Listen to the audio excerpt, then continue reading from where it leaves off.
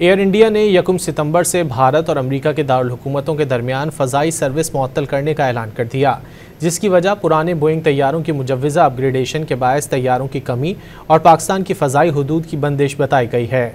नई दिल्ली और Washington DC के दरमियान परवाज़ों की मुअत्तली एयर इंडिया के लिए एक और धचका है, जो इस वक्त सख्त रेगुलेटरी जांच पड़ताल के अमल से गुजर रही है। ये जांच अहमदाबाद में जून में पेश आने वाले एक हादसे के बाद तेज़ हुई, जिसमें 260 अफराद हलाक हुए थे।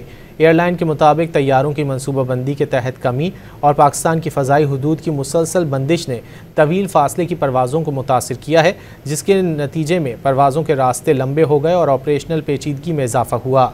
वाज़ेह रहे, भारत और पाकिस्तान ने एक दूसरे के लिए अपनी फ़ज़ाई हुदूद उस वक्त बंद की जब भारतीय मकबूजा कश्मीर में पहलगाम में सयाहों पर हमले के बाद दोनों ममालिक के ताल्लुकात शदीद कशीदा हो गए। इस हमले के बाद दिहाइयों में पहली बार दोनों हमसायों के दरमियान सबसे शदीद झड़पें हुईं। नई दिल्ली ने इस हमले का इल्ज़ाम इस्लामाबाद पर आयद किया था, ताहम इस्लामाबाद ने इन इल्ज़ामात की तरदीद की।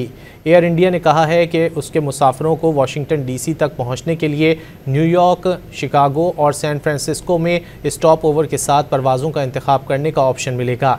इस मकसद के लिए एयर इंडिया की interline partner airlines, Alaska airlines, United airlines और डेल्टा एयरलाइंस की खिदमात दस्तयाब होंगी।